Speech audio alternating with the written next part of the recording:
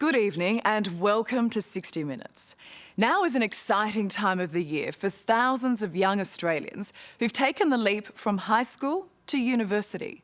And for many of the students, there's the added adventure of moving out of home and into on-campus residential colleges.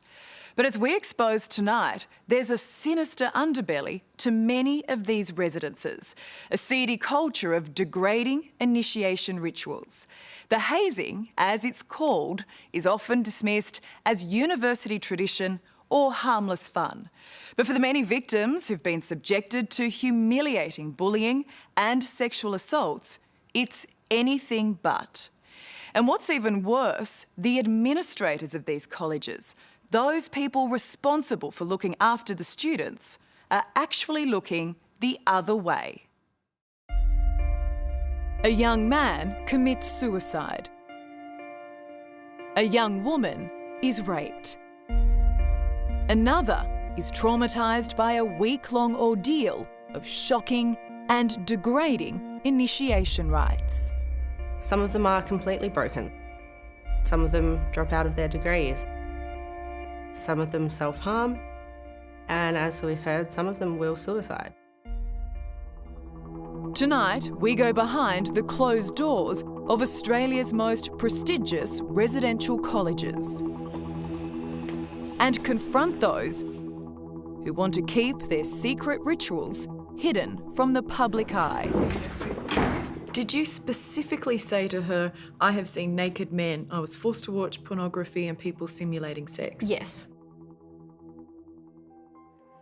Aria Kerwin is 18, a bright young Melbourne teenager with her eyes on the prize of life.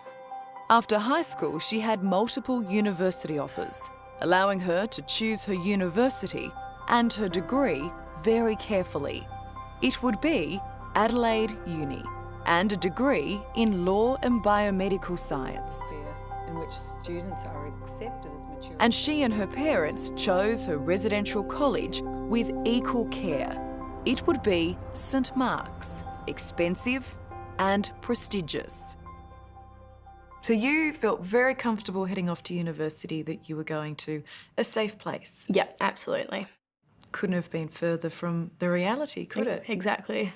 It was just a completely different world to what was presented to me and what I expected. St Mark's claims to support the well-being of each student to enjoy a healthy and happy college experience. Aria's parents, Leanne and Craig, were sold, and 3 weeks ago, they moved her in. And at the parents' evening, they were talking about it being a nurturing and comfortable environment for the kids to settle in. Away from mum and dad. We thought this feels like a really good place for her to be. Was there any mention of initiation rituals? Absolutely not. No, none at all. No. Hazing, bizarre initiation rituals inflicted on first-year arrivals. Most university residential colleges deny their existence. But as you'll see, behind the walls of some of Australia's most prestigious colleges is a toxic culture of drinking, degradation, sexual intimidation and assault. I'd offer anyone who thinks that hazing is fun the opportunity to read through my email inbox. Explain to me how it's fun for these girls who are too scared to leave their room, or to be on the phone at 4 o'clock in the morning with the girl who's been hazed and is so traumatised by it that she's cutting herself and she doesn't know if she can stop. That's not fun.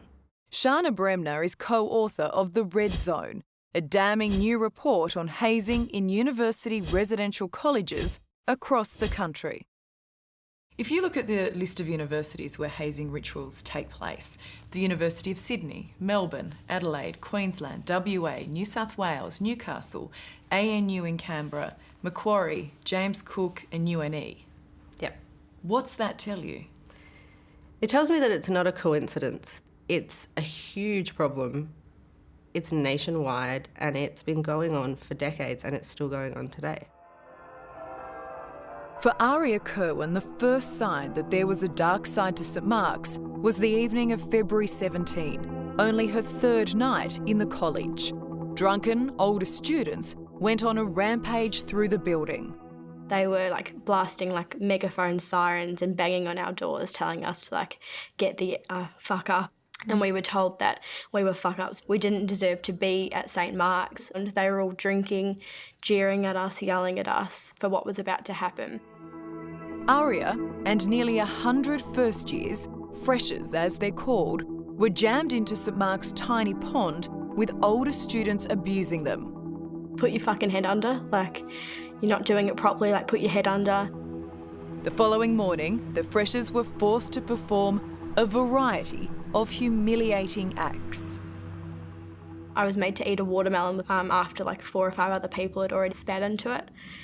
We had to crawl through mud, do army drills. So hang on, so you had to eat a watermelon that other people had deliberately spat on? Yes. Yeah, it was disgusting. And, you know, I thought about saying no, but the girl was like yelling at me saying like, eat the fucking watermelon. According to the university, no one is forced to take part. You can opt out at any time. Not at all. And we were never told that it was optional. It was presented to us as being something that everybody has to be doing. Did anyone refuse to take part? There was one boy, he did vomit the night before, but then the next morning he had refused to get up and do running or something of that nature. He was made to wear a dead fish around his neck. They call it tradition, but tradition isn't torture. These practices, these traditions, they do break kids and they stop them from getting an education, and they need to stop. For Craig and Leanne, Aria's first phone calls home Unbelievable. were disturbing. When Aria started telling us what had happened, to say we were appalled would be an understatement. We were absolutely disgusted. Our idea of A Week was the kids getting on a bus and seeing what Adelaide was like. But what was about to happen to Aria on day 4 of her ordeal at St. Mark's went to the very heart of the toxic college culture of hazing. Sexual intimidation. Again, with drunken older students commanding the action, the young arrivals were taken on a sex tour of the college. There were people pretending to have sex on the table, dancing around in underwear, and they had porn playing on the TV, and guys that were butt naked, walking around. So naked men. Naked men. Naked men, you had people simulating sex acts, Yeah. watching hardcore porn, or Hardcore porn, yeah. how'd that affect you? It made me upset that that was the environment that they were portraying. It just was completely just a contrast of what I thought college was like, and just pointed out a really dark culture that I wasn't okay with. Coming up, the secret video of St. Mark's bizarre sex tour. You were forced to take your top off. Mm-hmm. And we confront the college master. That's next on 60 Minutes.